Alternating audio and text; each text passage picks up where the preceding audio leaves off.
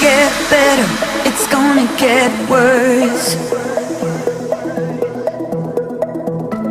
One day is a blessing, the next is a curse. But that's how it is, that's how love's supposed to feel. Like God and the devil have struck a deal. You should hurry to love him now. Oh, you should hurry to love him now.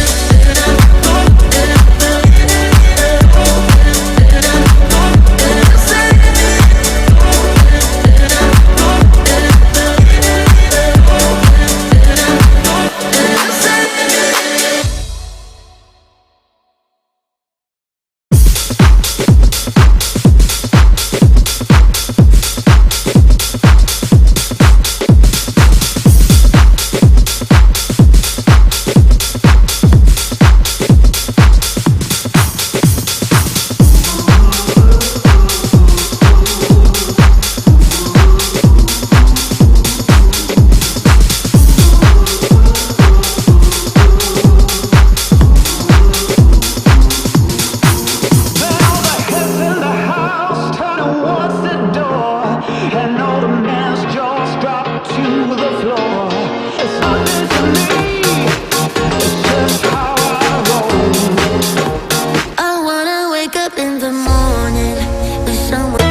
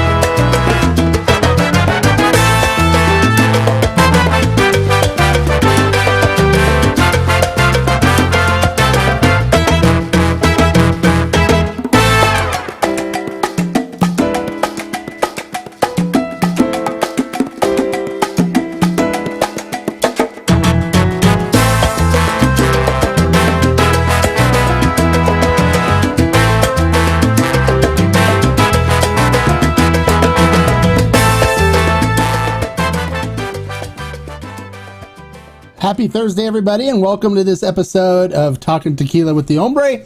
Hope you guys are having a great week. It's been really exciting here on the tequila front. Lots of stuff going on and lots of things to talk about. And of course, you guys, keep in mind too, just remember that I'm unbiased. I'm not connected with any brands, but I know a lot of people, and a lot of people tell me things, and I hear a bunch of things. And so, I share news based on what I hear. And so you guys can get kind of an inside look at certain things. I don't accept payment from brands to do videos or reviews like most influencers do. And I don't...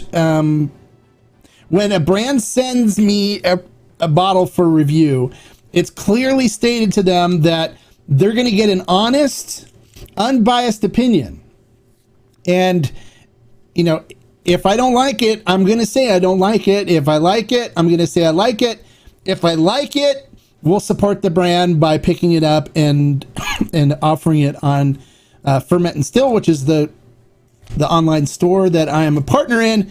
And my partners wanted me from the beginning, from the time we crafted this, to curate everything that's on that store so it can be different in that you can't accidentally buy a bad bottle of tequila. So brands know that if I like their brand and it's good, that we will buy it from the distributor and list it on Ferment and Still. Now, everything that we do through Ferment and Still is above the board legal. It's run through a licensed retailer. That's our fulfillment partner. And everything is taken care of above the board legally. We follow all the rules to the T with the laws. Everything is done in the utmost professional manner. I have a customer service guy that we pay to that handles customer service. And if you haven't had experience with Ferment and Still, I think our customer service is really good. And so that's it. So I wanted to kind of start by saying that I'm unbiased. I don't, if I don't like something, I'll say it. Even with brands that that I love, I give them my honest opinion, and it doesn't mean I don't like them or I have something against them. I just give them my honest opinion, and I tell them what I think. And sometimes some brands will reach out and say, "Hey, will you work with us on fixing some things, or can you come out and we'll work on putting something together for you?" And that's kind of what we did with Carrera, with the Still Strength Blanco. And then I just got some bottles of D'Ona Blanco from San Matias, which I'm going to work with them on creating a high proof San Matias D'Ona Blanco.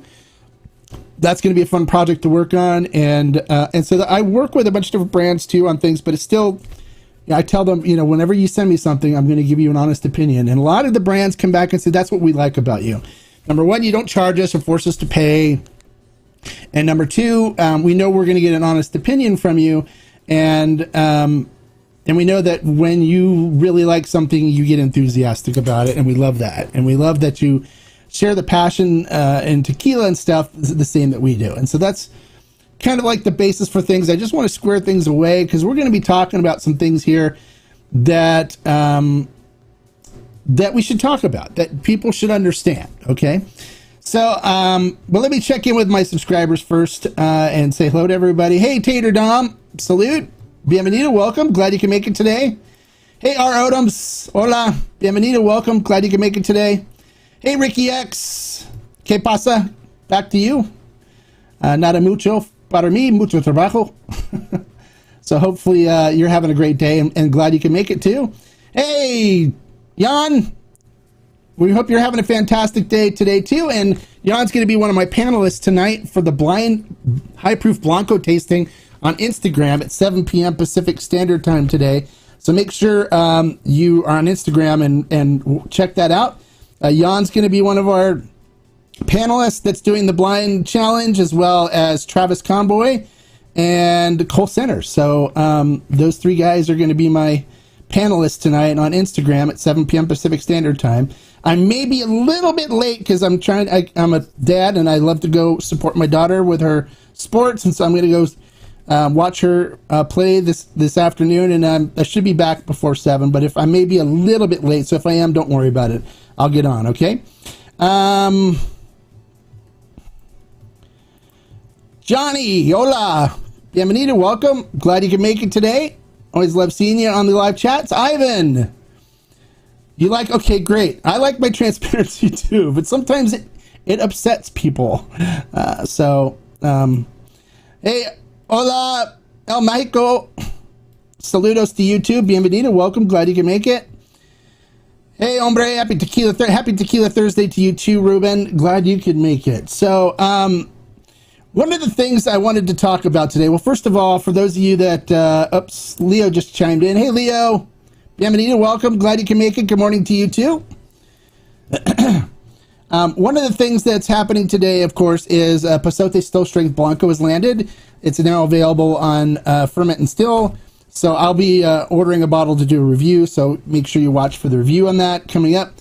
As well as the G4 Madeira Repo, the Dia de los Muertos Coffin Box Edition.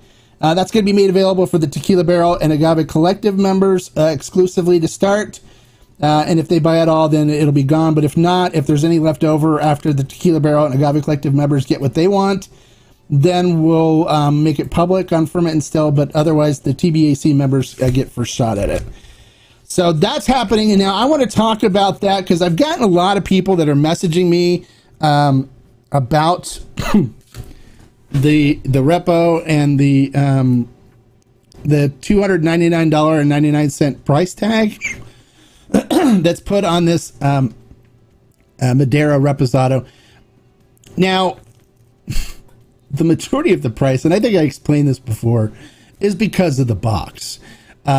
Felipe, this has been a passion project for Felipe. Felipe's been wanting to do something for Dia de los Muertos for 10 years. And so he kind of went crazy on the box. It's not your standard just wooden box. He went with a special wood. It's got a special satin finish in it. It's got these metal plates on it where it'll either be dead Felipe or dead Alan, which is his son, or dead El Pandillo. And so I know Alan worked with him too on creating this box. So they incurred a lot of costs in going crazy on the material for it. They wanted to make it nice because, like I said, Felipe's been wanting to do something like this for 10 years. So it's happening this year, and the price is $299.99 because the price to the U.S. brand, to the company in the U.S. that has the rights to distribute it and market it here in the U.S., import it as well, they had to pay significantly more for each bottle because of the box. So basically, you know, if this was done without the box, it probably would be a $70 repo would be my guess. But instead it's a $299.99.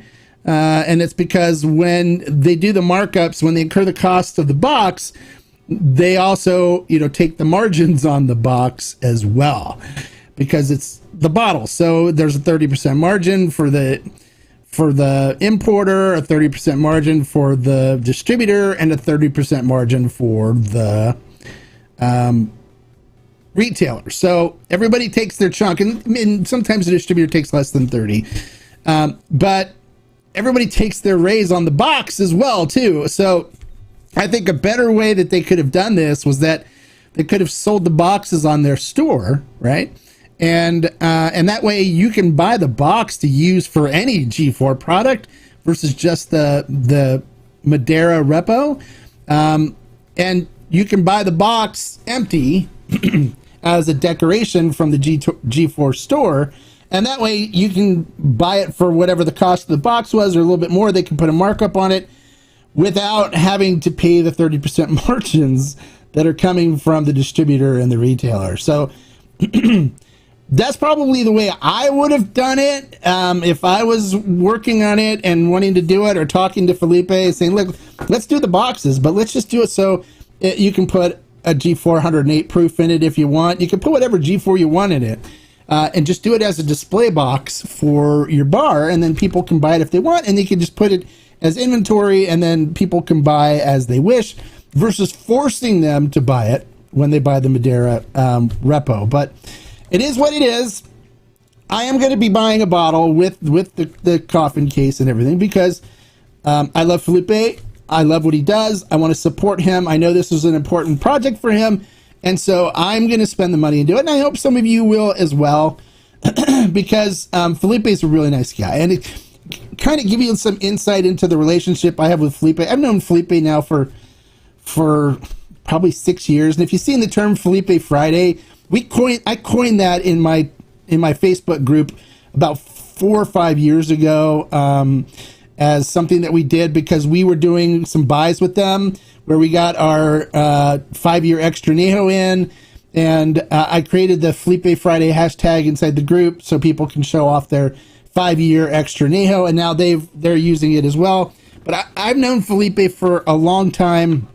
You'll even see him post a picture of mine of the distillery on his Facebook page and stuff. And when my family got sick during COVID, my wife and my daughter came back with COVID, and I was stuck here in the tequila den, living on a mattress on the floor because my wife had COVID in the bedroom, and my daughter was in her bedroom sick. And so I was trying to take care of making meals and stuff for them and taking care of them. Felipe video called me on Facebook Messenger to send his love and stuff and wishes, healthy wishes for my family, which I really appreciate. And I have that kind of relationship with him. When I was in Arandas, not this last time, but the time before last, I actually sat down across from him at his dinner table while he was eating dinner, talking to him and hanging out with his son, Alan. So I know the family really well. Felipe is a good friend of mine. I love this brand. G4 is one of my favorite brands. It always is. So anytime he does something, I want to support it. I do. And you got to understand, this wasn't something where they're looking to jack up the price and gouge anybody or anything, or, you know, take profit on the hype stuff. It's purely because Felipe wanted to do a really cool thing for Dia de los Muertos. That's basically it. So, So that's what it is. And yeah, you know, a lot of people aren't going to buy multiples because, you know, they're going to end up with two of these boxes or whatever. And maybe that's a good thing too, because then, you know, everybody that wants one, that can afford one and stuff, will get it. But maybe next year when they do the Madeira repo again, they won't include an expensive box with it, and they'll do something else. Or if they do the box, they offer the box on the G4 brand store, where they sell the t-shirts and stuff, and just do it as a thing you can buy and price it differently than having to mark it up through all the different levels of distribution in the US. Because the US, the regulations require that there be a distributor and a retailer and an importer. A distributor can be an importer as well, but a distributor cannot be a retailer, and a brand cannot be a retailer. A brand can be a distributor, but they can also be an importer, but they can't be a retailer. So the distribution and retail side have to be different, and they have to be run by different people. So if you have a retail store, you cannot apply for a distribution license and be a distributor, because it's a conflict and they won't let you do it. If you're a distributor and you want to set up a retail store, you can't do it either. It's illegal. If you're a brand, you can't set up a retail store either and handle it yourself, because that is also illegal. It's against the law. You have to have a licensed retailer do it. And so a lot of the brands that have their own store use, like, Speakeasy is a big company that will sell and handle fulfillment and stuff of your inventory when you're a brand. And so they will then contract with Speakeasy to be their fulfillment partner. Some have contracted with us where we buy the product from them, and it's better this way too, because when they use like Speakeasy, they have to put their product in a warehouse. They don't get paid for it until it sells. Where when Ferment and Still does it, we actually buy the inventory and warehouse it, and then fulfill the orders off their website through a Buy It Now button. So we have some brands that we do that with, and then, you know, we make the percentage and stuff, our percentage on it, and then they make their money off of when we buy it from the distributor, paying their margins and stuff on it. So it's kind of an interesting concept, but it's required that it goes through a distributor and a retailer separate, and so those people take their margins and increase the price. So it draws up not only the price of the bottle, but also the price of the box, because the box is included. So does that make sense? Does that kind of shine a light on things? So don't be angry about the $300 price tag. It's just Felipe. He's a very passionate guy. He wanted to do it, and the brand here, the people that market the brand here stuff, had no say in it at all. None. So that was it. That's the reason. So I'm going to buy a bottle just because I want to support Felipe, and I'm sure it's going to be good. I'll do the review on it when I get it. I'll take the $300 hit to let you guys know. So stay tuned for that. You guys, don't forget to click the thumbs up and give me a like for being here talking to you guys today and sharing all my insight and stuff on you. So it helps when you do it. So please just click that thumbs up and give me a like. Ruben says, keep the box and send me the juice. Yeah, of course. Well, there's a lot of people that say that too, but a lot of people want the box. I don't mind the box. It'll go up here. You can see all the boxes I have. I mean, you know.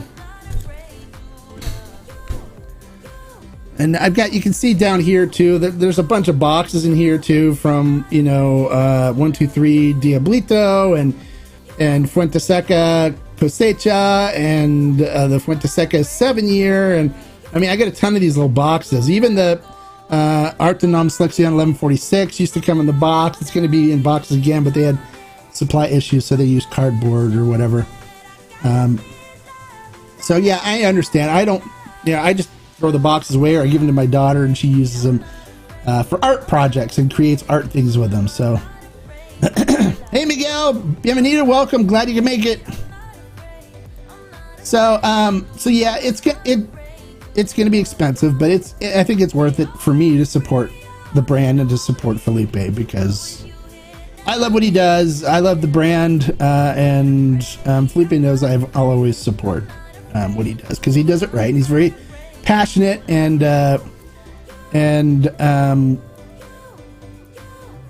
and loves what he does. And I love him, and so I'll support that. You think you'd rather get another bottle of Raysol for that? Well, yeah, some people will. But there'll always be Raysol. That's one thing, Hey, Edwin, happy Tequila Thursday to you too. Bienvenido, welcome. Glad you can make it. So that's one thing. What else? Don't forget tonight, the live stream on Instagram. We're going to do a blind challenge. I've sent 4 bottles blind out to 3 different panelists that are going to be doing a blind tasting of high proof Blancos. I'm going to be moderating it. So, but that'll be on Instagram at 7 p.m. Pacific Standard Time, 10 Eastern. And it'll be very interesting. I think you guys will have a good time. So make sure you tune in for that tonight. It's going to be good. So which one are we talking? No, we're talking about the G4 Madeira Repo that's coming in the Dia de los Muertos box for $299.99 suggested retail. That's what we're talking about. So I did do a video on the 6-year Añejo. That sounds interesting. They did things a little different on that, in that they fermented in wooden barrels first using champagne yeast, and then they after they fermented in that, then they distilled it using his little mezcal still with fire underneath. So they used propane to fire it, and they did distillation like that, and they used the still outside. So it's done on a small still outside, and they distilled it that way. And then it was aged in 2 used wine barrels and 4 cognac barrels. And so that's coming on its way. We'll be here in next month, October. It's like second week in October or so. You'll see that. It's the six barrel Añejo. So, and it's going to have the regular Añejo label on it, but just the sticker on it that says 6 barrel Añejo. So that should be interesting. I'm sure that's going to be delicious. According to the brand, they said it's one of the most interesting expressions they've done yet, and that they think it's really good, but it's going to be really hard to explain to people the difference between the 6 barrel and the regular Añejo. It is coming in at a suggested retail price of $149.99, which isn't too bad for a good special edition Añejo. So that's reasonably priced, and there's no box for that, so you don't have to worry about that. Okay, good. So that's pretty much it. Let me see what else are we talking about. Pasote Still Strength is now up on ferment and still, but that's not done by El Pendillo. It's done by a different distillery now. What else do we want to talk about? I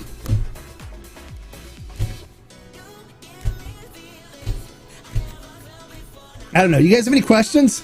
How about you guys start asking questions? Let's talk about your stuff now that I've kind of got through all this.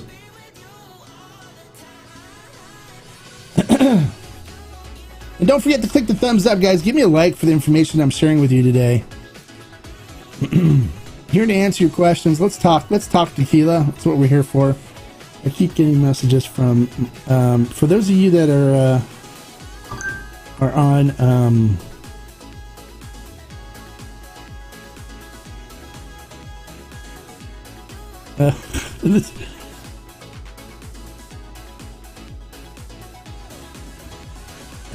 okay, well, there's people wanting me to answer questions on Discord. Hey, if Discord members, if you're here, just ask here. I can answer your questions.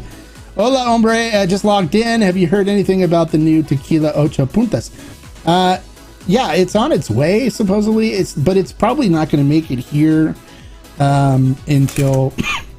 My guess is they said it was coming late. It was being shipped late September, so it probably won't be here till December. Once I hear something, I'll post it on Discord, but it's not it's been delayed. So the people at the distributor and stuff are like, we're still waiting on it. It hasn't left the facility as far as we know. So that's all I've got. When they get more definitive stuff, they'll let me know, and then I'll let you guys know.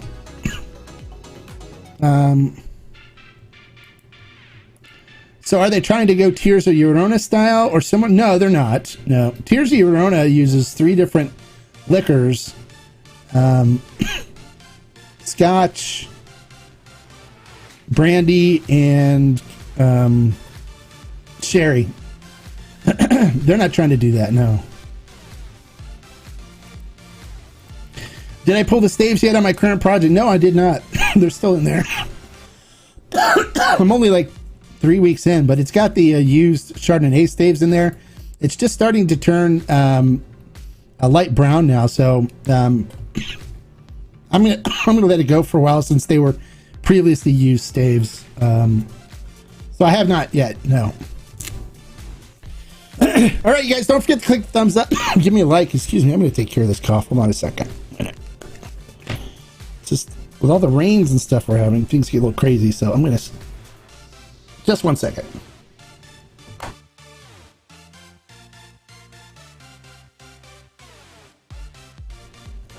All right, there we go. That should take care of it. I always have to take my inhaler, you know. But no, I did not pull the staves yet. They're still in the 3 different bottles of tequila. So.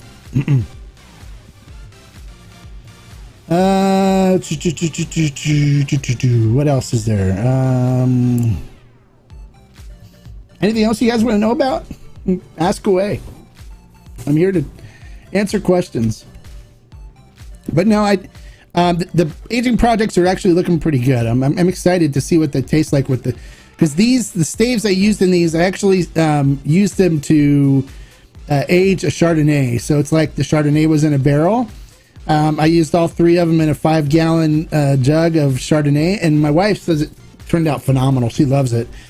We did a malolactic fermentation on it too, so it's nice and buttery, just like Rombauer would be. She said it easily would be a $25-$30 bottle of Chardonnay, which is great. So the staves did their job there, and they were so just loaded with Chardonnay. And when I put them in the tequila, you can see they turned, a light brown from that, but then they're getting a little richer brown now from the staves, so that's good. But when you use those aging staves for the first time, you're going to get a lot of the color and flavoring stuff out of the wood. So you got to be careful, check every week to make sure it's not going to get over oaked for your taste. For me, I kind of got it dialed in to what I like, and normally it's like 6 weeks for me because I like to make it so it's more of like a nice añejo or possibly extra añejo. And so when I do that, there's still stuff in the wood when I pull them out there, so I could still use those to age another batch. The maximum I would go is 2 batches with it. But when you do the second batch, you can soak it in bourbon, and then it would be more like doing an Ocho or a G4 Dickel and stuff where the color's light, because a lot of the color is going to be gone already. But it's more like using a distressed barrel when you do that, because you've taken a lot of the stuff out in the first run. So it's good. So I'm excited to see how they turn out. Which Blanc do you recommend to have the fibers like 150? Siete Leguas. Siete Leguas is a great one. They have the fibers in the fermentation tank, and then they distill with the fibers too. So Siete Leguas is a great example of a distillery that uses the fiber in their fermentation tank.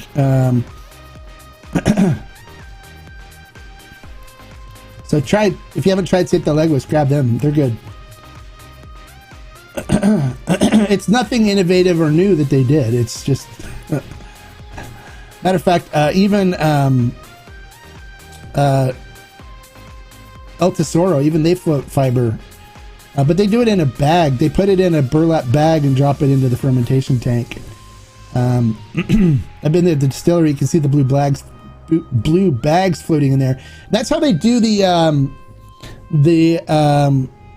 Curado too, with the Espadín and stuff. When they go off site, they have to take it off site because they can't use other agave at the distillery, so they take it off site, but they soak it in burlap bags in a tank. But they also float them in during fermentation, but the regular rubber blue agave fibers. And that's the way it's easier. They just pull the burlap bag out and they don't have to worry about trying to clean all the fiber and stuff out of the tank. See at the Leguas, it's floating on top and you can see all the fibers floating around, all the bubbles and stuff coming through from the fermentation. And then they take that right out of the fermentation tank, shovel it into the still, and distill it with the fibers in the still. So tried the Lit 150, was good, but not, yeah, exactly. It's all hype. You guys, Fortaleza is genius at the hype game, at getting people excited. You know, first of all, they oversell their brand, right? They sell more of their brand than they can produce to keep inventory excited. So then people start going, well, people are just buying it up. You can't find it anywhere. I better get some before I miss out, and blah, blah, blah, blah, blah, blah. And instead of focusing on getting their inventory back up, right? They do these special loads of only a certain amount. Oh, this is a 150 load. So then people go, cool, I got to get a bottle of this. Because I'll get a bunch of likes on Instagram and on Facebook because I have a bottle of this and people think I'm special and blah, blah, blah. So I have to buy a bottle and I'll spend whatever it takes because I want that recognition that I have this bottle that blah, blah, blah. And then people clamor and they're spending $300, $400, $500 a bottle for it, because they got to have it, and it's really nothing special about it. It's just, but it's the hype game, and it works, and they've done a great job, and they're great at marketing, and they do that all themselves. They've done a great job of this. I remember back, when I was just getting into tequila, I could walk into the store locally, and Fortaleza had, Blanco, hype, still strength, the Repo, and the Añejo were stocked deep on the shelf, easy to find. I could go to like 6 different stores around here and find Fortaleza, but they just kept working on selling more, and then they tell their retailers, right, hey, if you buy this brand, you can actually sell it for more because of the demand on it than what your normal margins are. And so stores are clamoring to buy it because they'll make more than 30% margin on it. And they want to carry it because then people will come in and they'll make more money on it so they can pay their overhead easier and get more inventory and stuff. And so it's become like this way of selling their brand that people just go crazy over it. And so other brands have taken notice, and other brands are playing the hype game now and doing things. And so at some point, things are gonna just crash. People are just gonna get tired of it, and I think people now are starting to get tired of it. We went through the whole phase of $500 and $600 bottles of tequila during the shortage and during COVID and stuff because the demands were so small. But you'll notice things are going to start coming down now because people are tired of it. I'm tired of it. $500 bottle of extra añejo, really? Do we really need to do that? This isn't bourbon. $795 extra añejo. I mean, the prices on that now are down in the 500s. It's not, no one's selling it for $795 anymore. It's like $550, $500 or whatever, which is still a lot of money, but it's a good tequila. And it's different, which I like, and it's a small batch. They're not doing it as a regular thing anymore. It's, once it's gone, it's gone. So, but people are getting crazy with the small one-offs and creating the hype and playing the hype game. And so that's where it is right now. And the only way to get this to stop is to get people to stop buying it. So, as far as Fortaleza goes, hold off. You don't need it now. You're not going to die if you don't have it. You want likes, put something else up. Something else up that's cool. You'll get the likes on Instagram and on Facebook. And everybody will still think you're cool. You don't need to go pay a lot of money for a bottle of Fortaleza, because what's going to happen is a lot of people are going to think you're a sucker. I mean, that's what's going to happen. Let it go. They have a new distillery opening in December. Quantities will come back up. If people stop buying it, and there's inventory on the shelves, and people don't hoard it and stuff, like the resellers that are buying it too and hoarding it and trying to resell it on, where you see a guy like you. I see this all the time in our Facebook group, and we keep banning these people. But somebody say, I heard about that one, the 150, and it looked really good. I wish I could get a bottle. And then somebody will chime in, I've got 2 bottles. PM me. And those are the guys that are saying, yeah, I'll sell it to you for $350. And then when they pay the guy $350 for a bottle, then he's running off with their money and blocking them. And then they're like, I was just ripped off.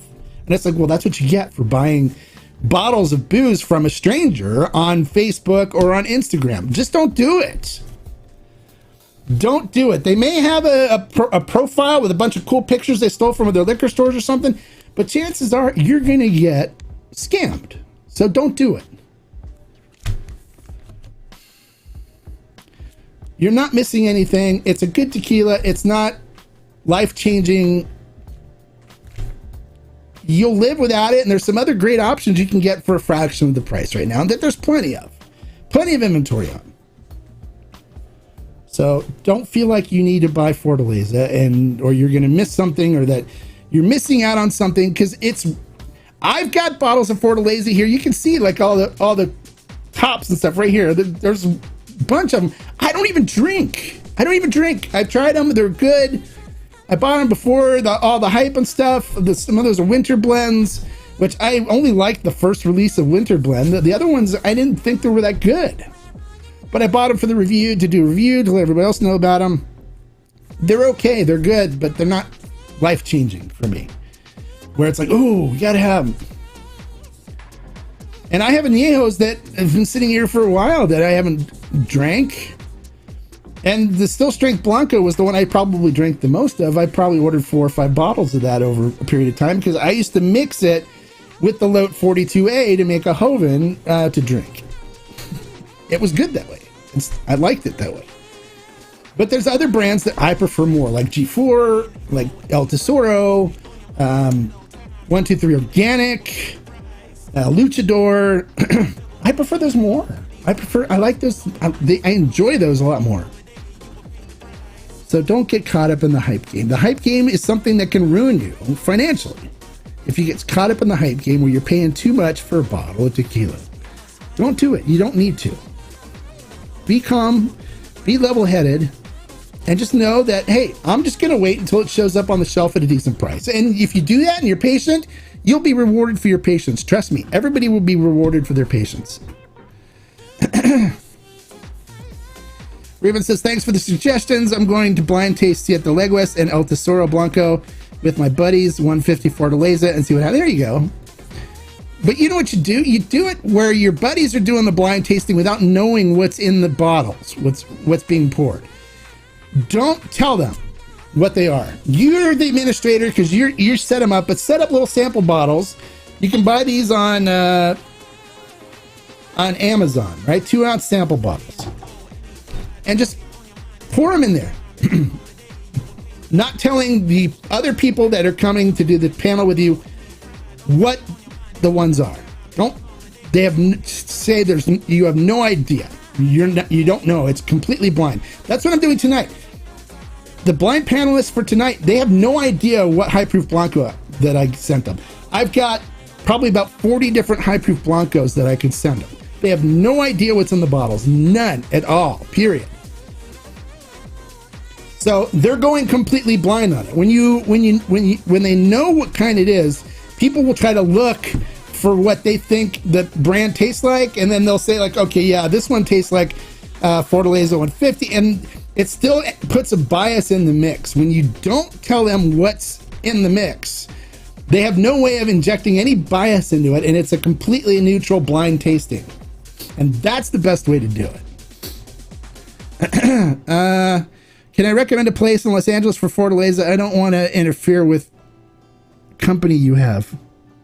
What? Can I recommend a place in Los Angeles for Fortaleza? No, I don't want you recommending any stores here. No, none of that, please. Boston Rounds. That's the technical term for those sample bottles. Yeah, Boston Rounds. But you can buy these. They're just to put 2-ounce glass sample bottles in Amazon, and you'll find them. I buy them in a big box, and they come with labels, and they come with lids, and they come with funnels for filling them. You can buy those and then use these for the sample bottles that you use for your blind. These particular ones, I'm sending samples out to people on Instagram. So if you're following Instagram and you tag 5 people and stuff, I'm randomly picking people, and this is the Lalo 55%. So I had to say it was a mystery bottle. I did the giveaway because Lalo didn't want to upset them, but this is the Lalo 55% that I'm sending out. But the panelists got bottles like this that just say 1, 2, 3, and 4 on it. That's all. It doesn't have a label on what's in the bottle or anything. And then I wrote in my book what 1, 2, 3, and 4 are down here in my notebook, and we'll let them know after they're done. So that's the way to do a blind tasting, and that way there's no bias at all. Where if people are like, know what brands are in, they can try to look for them or try to detect them and try to figure out which is which.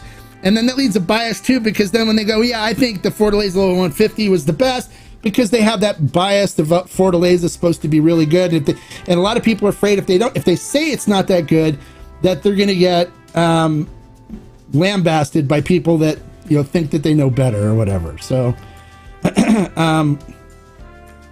it's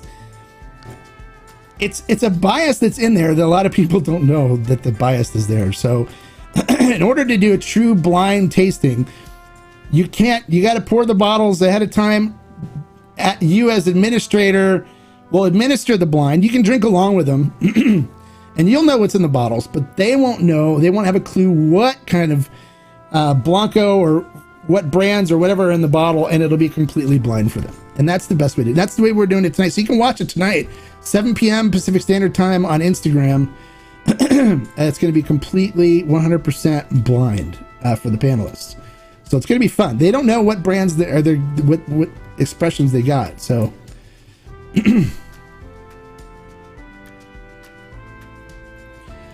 don't forget to click the thumbs up and give me a like for the information I'm sharing today. Come on, it doesn't cost you anything to click the thumbs up. Cheers, Hombre. I think you heard it right, but confirming the G4 coffin hitting tomorrow. It's hitting tomorrow. So it should be up on Ferment and Still either late tomorrow or Monday, because our shipping and inventory department isn't open on the weekends. So orders don't get shipped on the weekends. They get shipped only on Monday through Friday. Double blind, but it's basically just a pure blind. That's what it is. It's not double blind. It's just pure blind. It's blind. You don't know what's in it at all. Period. Everything's blind.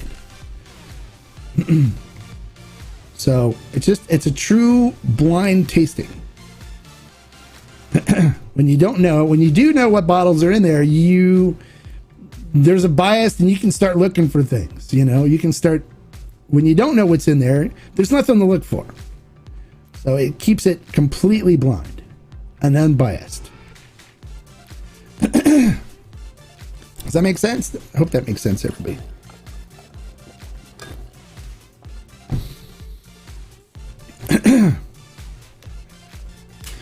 All right, so anything else you guys want to talk about? Go ahead and ask away. I'm here for you.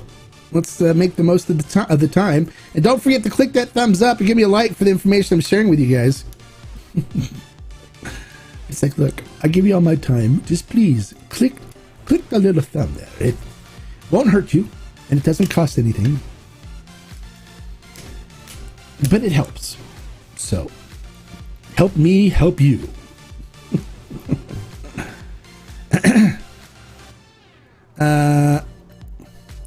That's the technical term in wine and whiskey tasting when you don't know what bottles are. We call it a double blind. Okay. All right. I didn't know that. Thank you. I learned something new too. Thanks, Eric, for the information. In blind taste, can smell, give it away. Not necessarily, because you don't know what it is. You have no idea. it's not blinded like you can't see. You're still looking at the bottles. I mean, you can still see the tequila in it. It's blind in that they don't know what is in the bottles. It just says 1, 2, 3, and 4 on it. And you don't put the bottles out so they know what you put in the bottles. You keep them hidden. You fill the bottles like a day before or whatever. And so when they come, all they see is 4 bottles with 1, 2, 3, 4 on it on the table in front of them with 4 glasses and a bottle of water and maybe some bread or crackers for cleaning their palate.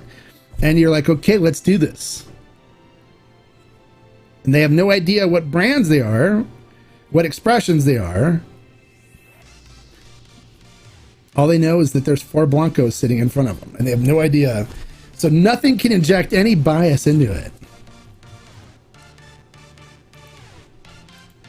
Double blind means even the administrator doesn't know what's what. Someone else interprets the results. Okay.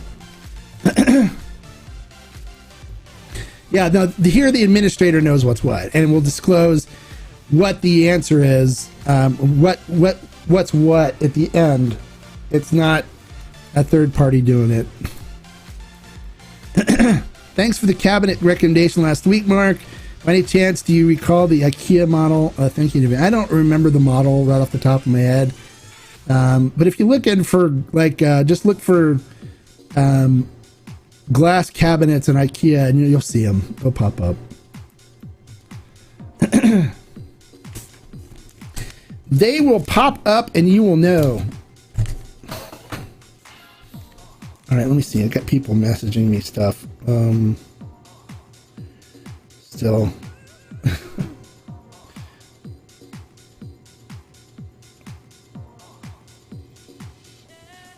Oh. Oh no.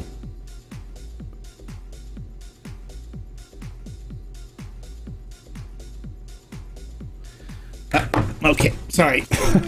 I'll pay attention to you guys here.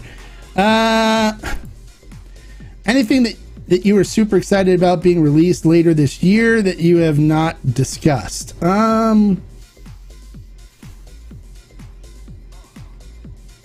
It depends.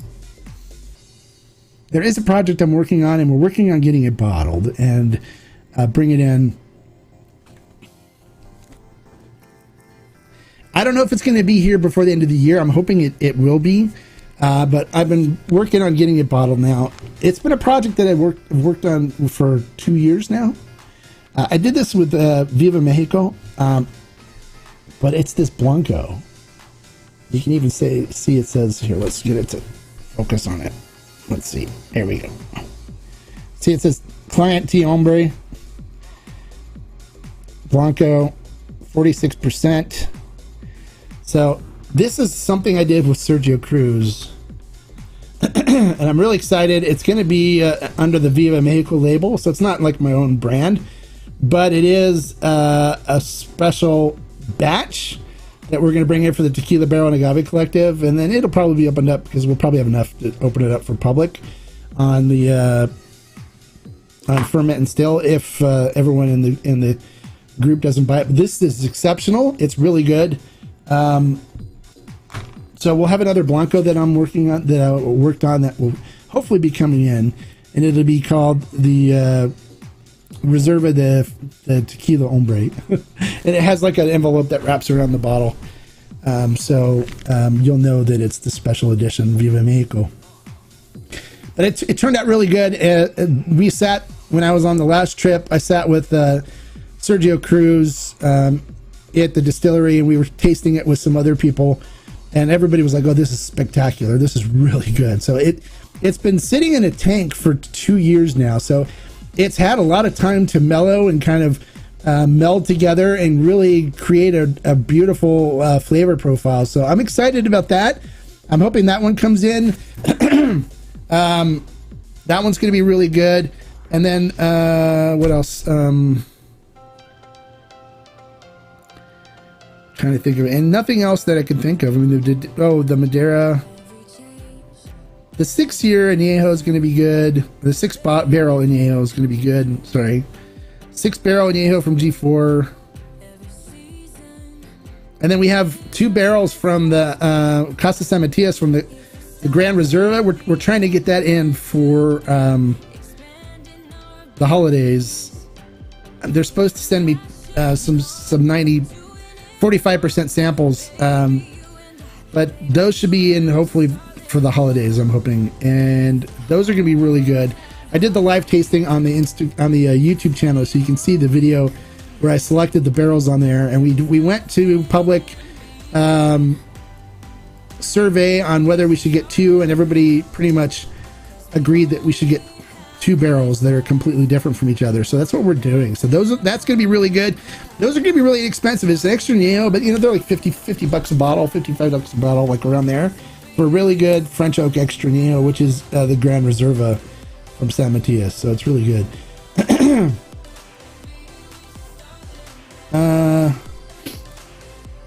Any recent Mescal discovery releases we should be on the look? Yes, absolutely, yes. What is it?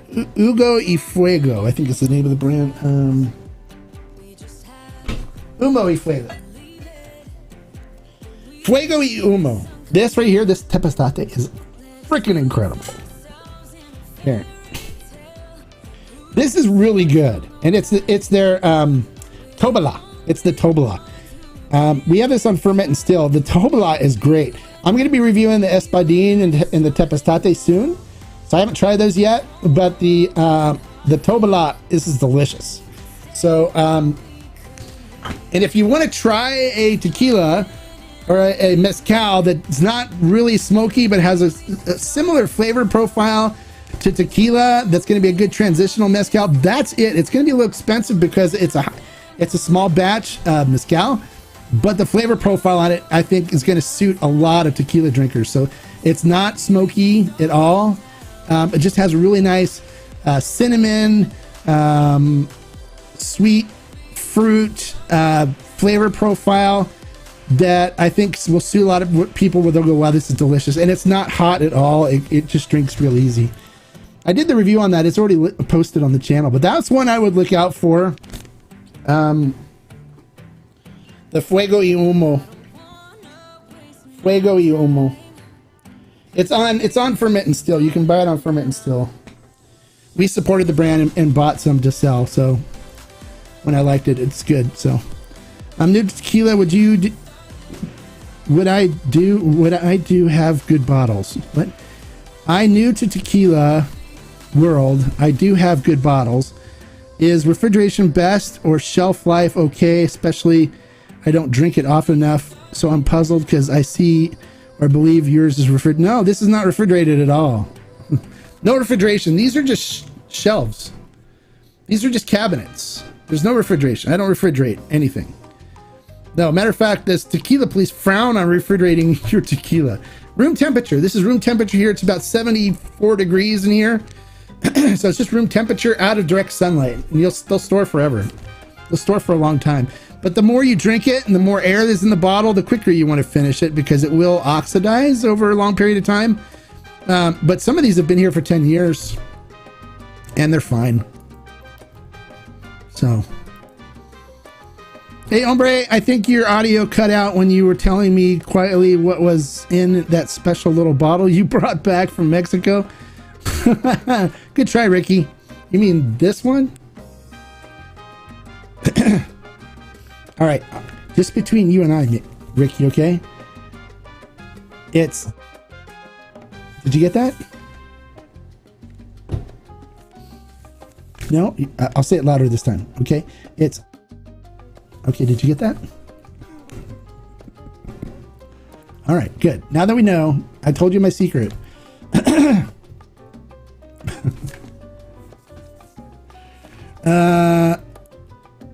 I'm generally a bit cautious around new mezcal. Splurged on a Del Maguey Wild Jabalí that just didn't work for my palate. Wish they came in 200 ml. Yeah, no, I understand that. This one, I'm going to tell you, this one you'll probably love.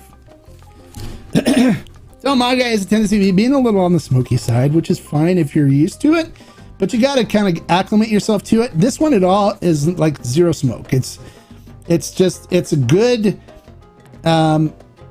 entry into mezcal for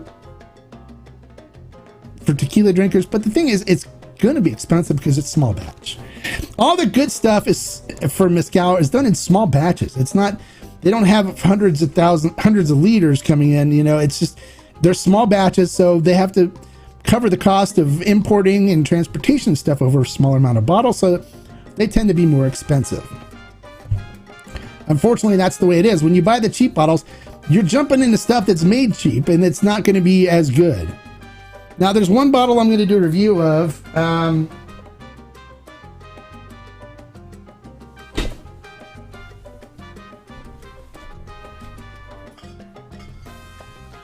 Comes in a liter bottle, and it's fairly inexpensive, but it's called Palomo. So I'll do a review on this one coming up here soon. There you go. So I'll do a review on this. It's supposed to be really good for cocktails and stuff too. So I'll do a review on that and let you guys know about that one when I can get it on the schedule, which hopefully should be soon. Have you had to add some Blanco to? No, never. I've never added Blanco to my aging projects. Never. Because then you're creating a Joven.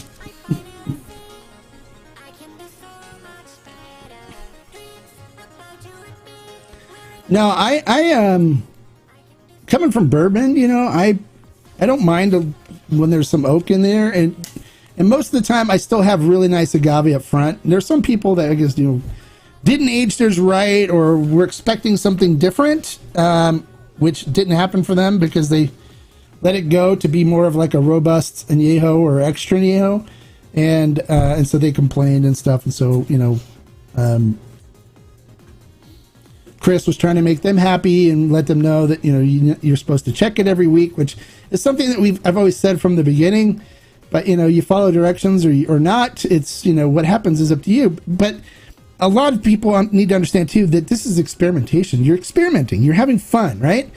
So don't use anything that you're going to get pissed off that if you over oak it, you know, it's going to not be good. Use stuff that you're not going to be worried about ruining when you first are testing stuff or trying things out. I used El Velo. El Velo is a great budget Blanco. It has this weird swampy funky taste from Cofradia that I don't like sipping it on its own. So I'll age it with French oak and let it go 6 weeks. And it turns out as a beautiful French oak, like añejo, still some agave presence, but it takes a lot of the funk swampiness out of it by aging it. Aging's a great way to hide flaws in Blanco. And that's why a lot of brands go heavy on the aging, because their Blanco won't stand up on its own. And that's why a lot of brands too use additives, because it helps them so they don't have to waste a good Blanco, or not waste a good one, but waste a Blanco period.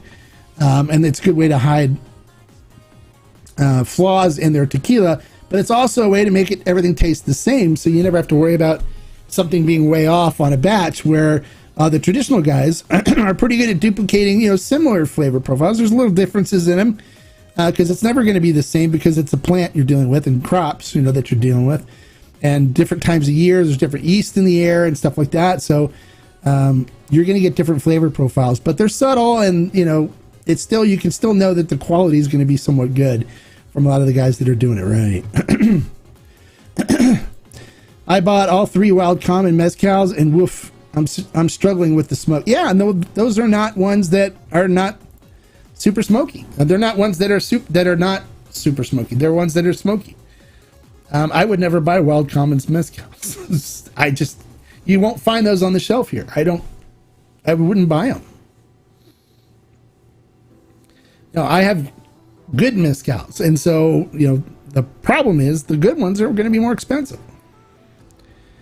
But I wouldn't have bought the Wild Common mezcal. If somebody would ask me, hey, would you buy what? No, I wouldn't. But this Fuego y Humo Tobala is phenomenal. It's phenomenal. I'll tell you what, Eric, DM me your address and stuff. I'll send you a sample of this to try. Okay, and then on a live stream, you can tell me what you thought about it, okay? So DM me on Instagram. DM me your address, Eric, and I will, I'll send you a sample. Just assure me, too, that you're over 21 years of age. I'll let you try it. I'm all about sharing. I don't mind sharing my stuff at all. I send stuff to people. So send me a DM on Instagram.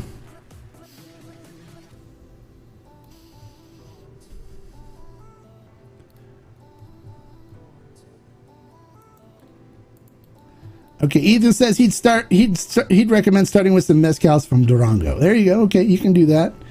You know, the Agave Spirits, they make a burrito fiestero and stuff. They're out of Durango, and they're quite good. Some of them can be smoky, though, more smoky than what a tequila drinker would be used to. But you know, after you get acclimated to it and stuff, they're actually quite enjoyable. So,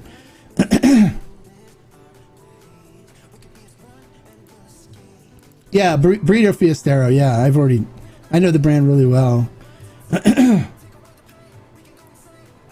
Hola, sip, savor, and celebrate. Bienvenido, welcome. Glad you can make it. So burrito fiestero is good, but I would go with just their main artisanal mezcal. The Cenizo is a really good one. It's still a little smoky, but it's I think tolerable. I think that this one, the Fuego y Humo, is a lot less smoky than the Burrito Fiestero. It's really good. But I'll send you a sample. Just and then you can tell me what you think. Okay.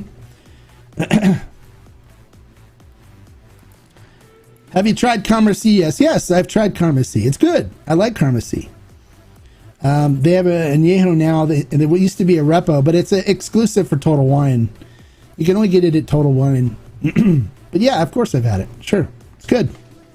And now, San Matias is getting not certified because it's not a certification. They're getting confirmed additive-free. It's confirmed additive-free. There's no certification.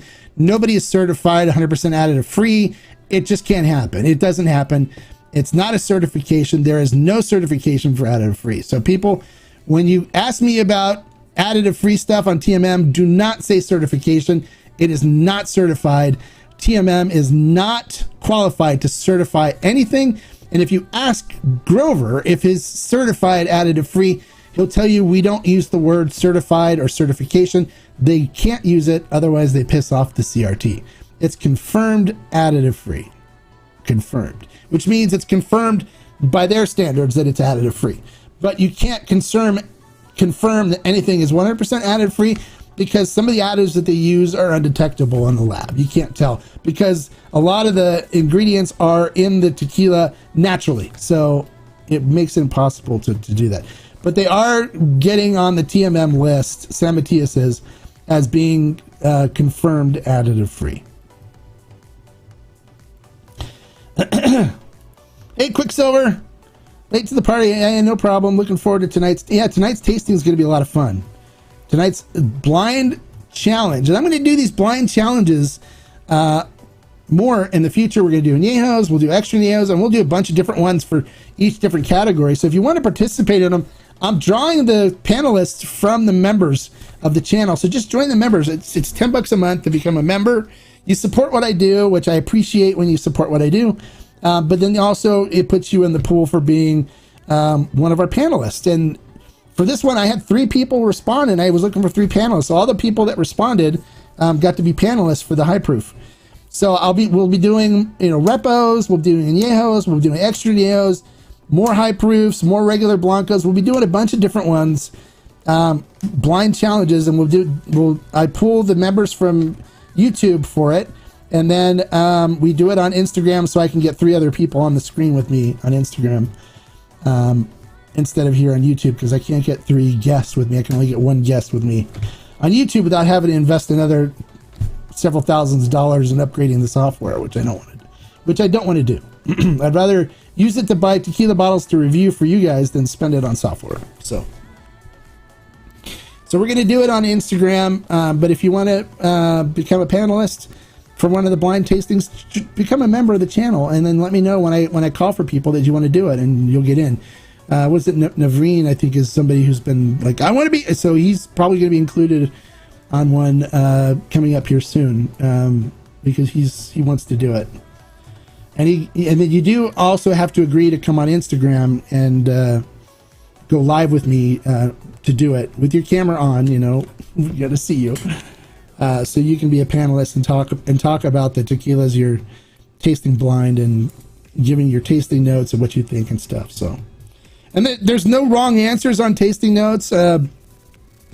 Never any wrong answers. Don't worry about getting anything wrong. It's all subjective. It's all different people taste different things. So, Hombre Ray Supremo Extra Neo. Any thoughts? The X8 isn't on TMM at all either. Is that the Supremo one from Cascaween? Is that the one you're talking about? There's the Supremo that comes out of Cascaween. Go watch my review on that one. I did the review on that one, and the guy that owns the brand messaged me, and I spent an hour and a half chatting with him before he finally admitted that what he did, and that he was going to try to create another brand eventually to honor his father and all this stuff. So it was kind of a crazy day for me dealing with him and trying to get things squared away. But El Gran Legado Blanco, and I love it. Would like to know the history of this brand. Also, do you like it? Sure. I think I reviewed it. Go look at my review on the channel. You'll see I reviewed it. So, yeah, I like it. It's good. And I go over the history and stuff on there too, and the background on it. So, check out the video that I did the review on the channel here. You can search and find it.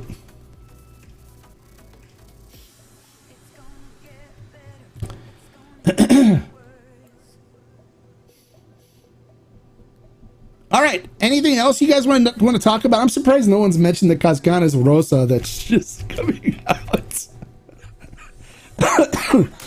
I'm kind of glad no one's asked me about that. It's too late. I'm not going to talk about it now. We're having quite the conversation on the Discord about it.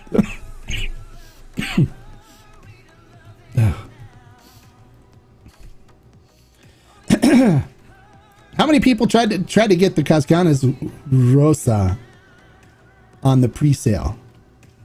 How many people? I'd like to know if you tried to get it and were pissed off that you weren't able to buy it because it's sold out. Beginning Mescal recommendations. Tried a few samples from Del Mague. Wasn't impressed. Yeah, no. I just did this, right? This is really good here. Fuego y Humo. This is the Tobala. It's up on Ferment and Still. Really good. Very good. Other ones I recommend for beginners are the La Luna Temporada. It's on Ferment and Still. It's an exclusive. We bought the whole batch of it. It's made with Tequila and Weber Blue Agave. That one's really good, as well as the Vago Ensemble. Really good too. It almost has like, it's a sweet berry and fruit flavor profile to it, where it almost tastes like bubble gum when you drink it. It's really good though. Matter of fact, Mescal reviews said it was one of the must tries when they tried it, but they wouldn't post it because they don't like me.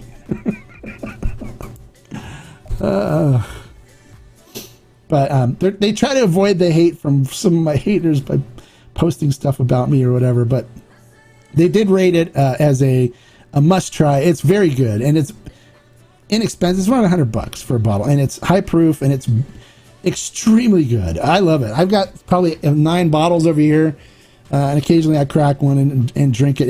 It's like so good, and it goes great with a good stogie too. So any upcoming distillery tours. I don't do tours, but I am planning to do a group tour for my members eventually. I just don't want to handle the logistics of getting hotel rooms together and getting transportation stuff. So I'm trying to find somebody that can handle that for me so I can just focus on doing my work and stuff at the distillery when I'm there, while they take everybody that's with me on the tour.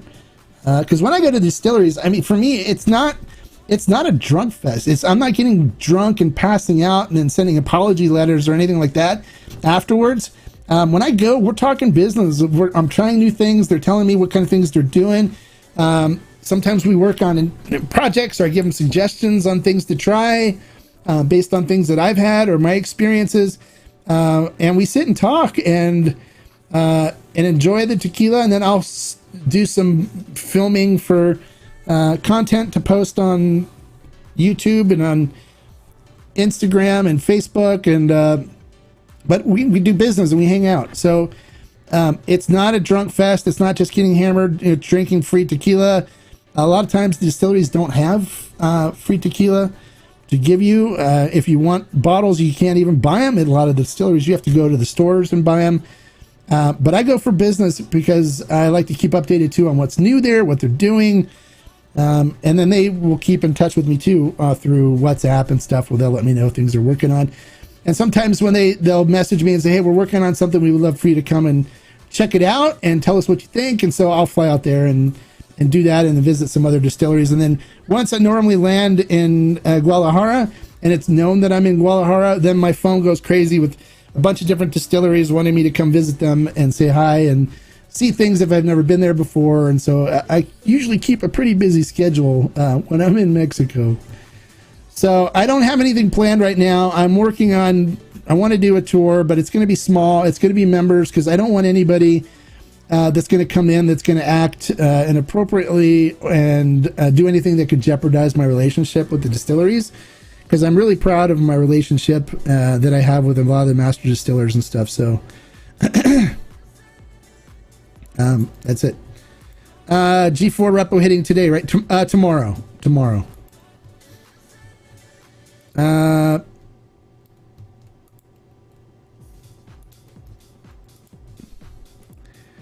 No, not from Cascaween. It's from NOM 1430. Oh. No, I'm not familiar with that then. No, I'm sorry. I thought there's one from Cascaween that's called Supremo. I thought it was that one. It's an additive bomb. I was going to ask you about Cascadas Rosa. Didn't even try for 300 bottles. Please, why? Yeah, it's... What they're trying to do is they're trying to create hype, right? They're trying to create the Fortaleza hype now. They're trying to create the hype. They've got more. Colin, the guy that's like their major master distiller, the main guy behind the brand, he's a winemaker. They've got those bottles, and they've been telling me they were going to do something like this when El Luchador came out first, and they tried that and they liked it. And they're like, oh, well, we've got some Cabernet barrels or some red wine barrels that we can use, and so they have their own barrels. So they did 300, and then they did it through their own store. Their own store. Not through a licensed retailer, through their own store, which they supposedly have a retailer helping them with. I don't know. Maybe if you guys look up at the bottom of the website, it'll say, or on the shipping, it'll say who the store is. They have it listed. And if you Google that, you can actually call the store and say, hey, when you get your Cascadas Rosa in, did you really sell out all the bottles?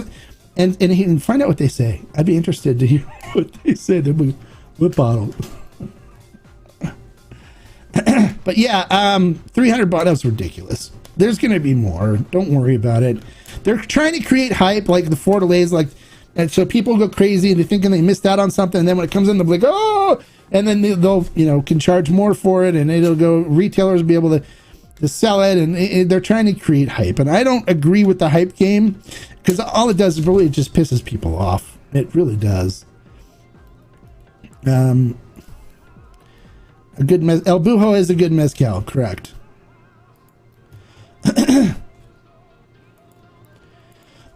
Luchador Repo should be back in stock in December, or not, October, sorry.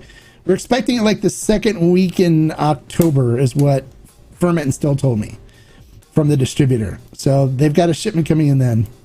So the El Luchador Repo should be back in then. So second week in October is what I was told from Ferment and Still. Yeah, so don't get caught up on the Rosa thing. They're gonna send it to their influencers and get influencers talking about how great it is and stuff. But it's always the same influencers. It's like, they won't send me samples because I've been trying to get samples of the new stuff and they won't send them to me. And I keep asking people, why won't they send them to? What's the deal? And they're like, they're afraid that you're gonna say that it's not good. I'm like, well, why would they be afraid I'm gonna say it's not good?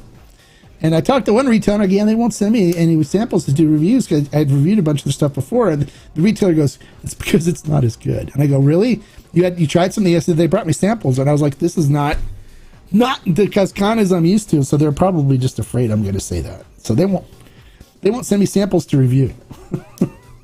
Which is weird because I've always been like really close with the brand. I created the first Hoven form in my kitchen. John Paul used to come over here all the time and drink my tequila on my shelves and stuff and try stuff he's never tried and get hammered and smoke my cigars. And my wife used to have to feed him vegan meals because he's vegan until he can sober up to go home. So he used to be here all the time. My wife's always like, oh, is John Paul coming over today? I'm like, yeah, but I can't do that anymore. So I haven't seen him in a while because I'm so busy. I don't have time to waste a whole day with him here anymore. I got so many projects, so many things I'm working on. I just don't have time. And then I've got, my daughter's things I got to take care of too. So they won't send me samples. So I can't tell you if it's honestly going to be any good. They're going to send it to their influencers that they have relationships with. And you'll probably hear that it's going to be the best thing since sliced bread from them, which was going to help them with creating the hype. And that's all that it is. So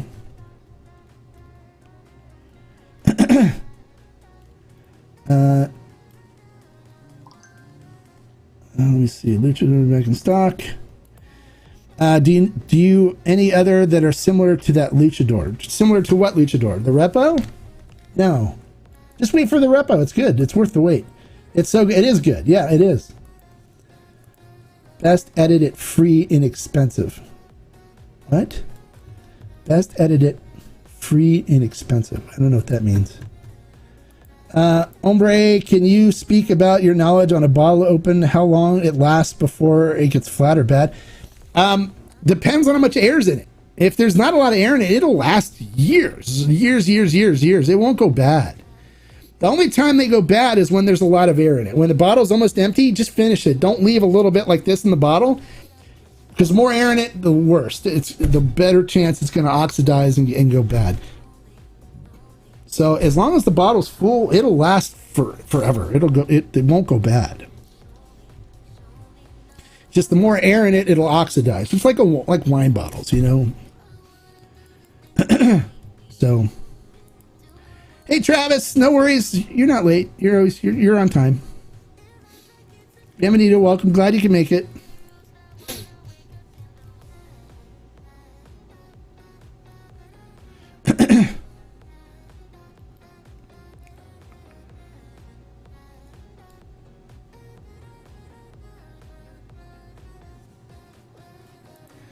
Manny said, hello, Hombre, disconnected. What I missed? Oh, you missed a lot. We started at like 11:30. So, but we'll just rewatch it. Rewatch it afterwards. Just see everything that we talked about.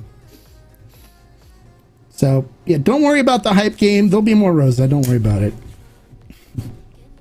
They're just playing the game. They're trying to get you guys all hyped. So you got to have it. And then when they do release it, you guys will go crazy. I don't even know if they even sold out of it. It's because they're doing it themselves.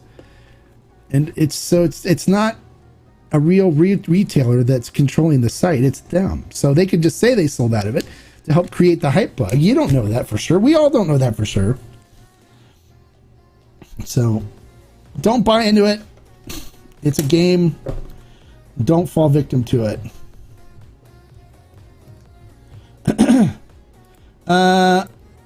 I found some Siempre Blanco and Añejo from the old Nam. Have you had them? Yeah, I have. It's not good.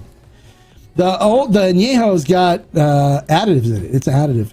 Because originally they sent me the Blanco and Repo and Añejo, and I'm like, "Do you really want me to review this? Because it comes from Casa Maestri, and I'm sure it's got additives." Like yeah, we used Agomel, which is like agave nectar in it to sweeten it up. And I said because 65% of the drinkers like sweet tequila, so we want to target them, not the 35% that doesn't. And so they said we prefer, honestly, if you didn't do the review. So I didn't do the review, but I did have it, and it is sweet. So if you like sweet additive tequila, it's good. The reason it's on the clearance rack is they're trying to get rid of the old inventory quick so they can bring the 1414 stuff in, and people can have that. That's why they haven't brought it into California yet, because they're trying to get rid of the old inventory. Once they get rid of it, it'll be in here, and then you'll be able to try the 1414, which is much better than the Casa Maestri version that they did.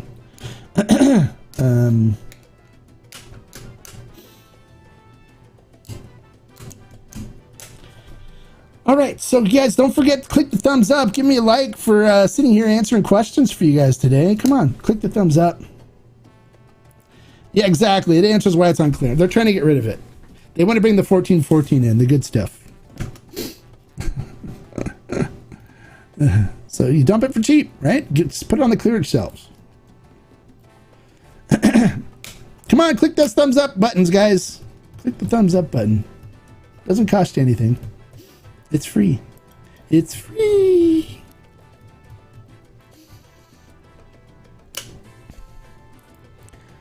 All right. Manny says he tried his first Mescal, Amaras, and it was not that bad. I'm just not sure about Mescal yet. I hope they add this to the tequila match. No, they're not going to add it to tequila. It's too much. Amaras is okay. It's not a great quality. I have some of their stuff. It's okay. It's fine. It's not great. There's other Mescals that are a lot better.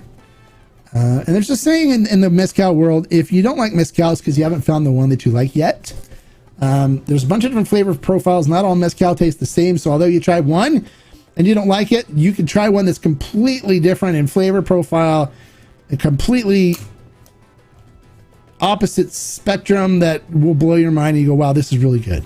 So the key is to do the hunt, dive down the rabbit hole and try things and learn and grow and expand your palate. And then you'll start finding good ones. There's a lot of good ones out there. El Bujo is a good one. A guy mentioned on there.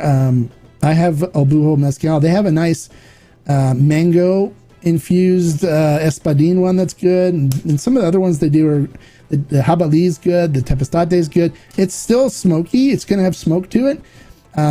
But the ones that where if you don't really want a whole lot of smoke, the La Luna one and the Vago one on the Ferment and Still are good options, where it's very little to no smoke on them at all.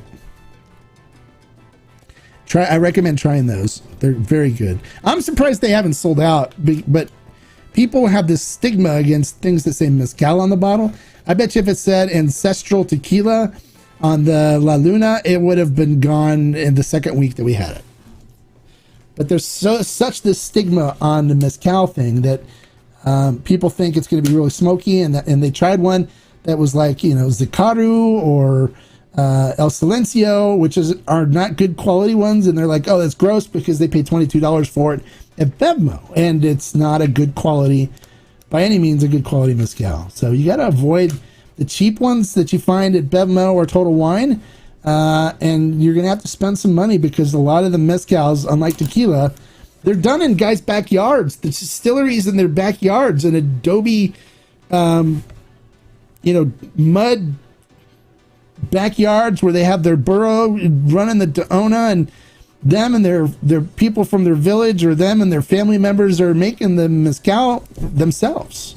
It's small, very small batch, and then they're using carboys, to put the Mescal in glass carboys and stuff. It's done really small scale, so that's why it's more expensive, because you got to spread the transportation and tax and stuff over a smaller amount of bottles. So